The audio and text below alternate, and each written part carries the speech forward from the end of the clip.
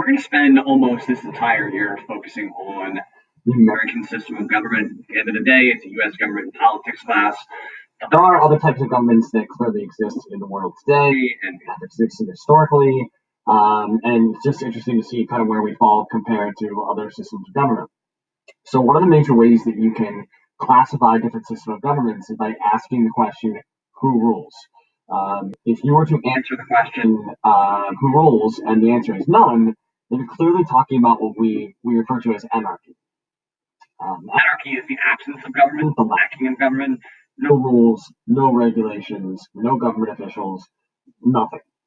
If your answer to the question is one, then you're typically talking about what we refer to as an autocracy.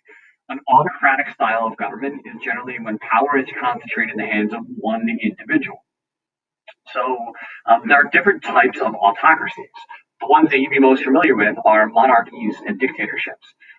Now, a monarchy, depending on what you're talking about, if you're talking about a absolute monarch, which there's not a whole lot of practical examples of absolute monarchs today, but ones you might have studied about, like especially in European history, where power is passed like hereditarily, like from generation to generation, and that one person rules with absolute power, then you're talking about an absolute monarchy.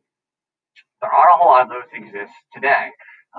Most monarchies in the world today tend to be constitutional monarchies, meaning that there may still be a monarch, a king or a queen, but there also probably is a democratically elected parliament or version of Congress that makes a bunch of the rules, and that the monarch tends to be more of a figurehead than anything else.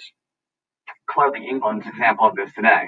Another type of autocracy is a dictatorship. This is when power is in the hands of one person. That one person generally uses force to take over power and then uses force to preserve power, usually in one with like the military.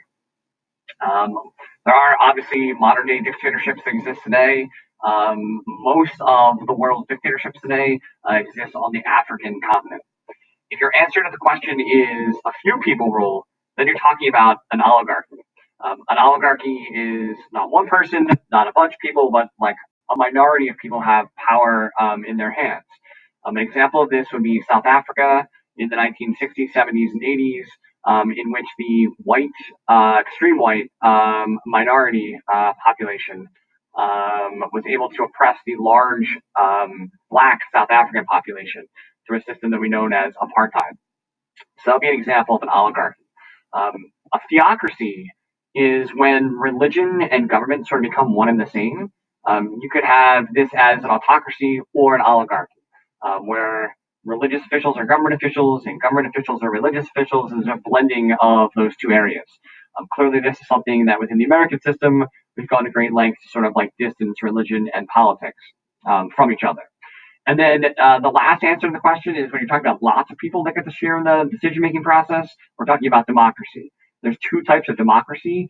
You have direct democracy, which is where the citizens basically decide everything. Clearly, that's not what we have today. Our population is way too big. You can't have every citizen weighing in on every law. Historical examples would be like ancient Athens, old school New England town meetings, where the citizens from little towns would come together in a town hall and vote. Like small is better for this type of government, but they're direct democracies.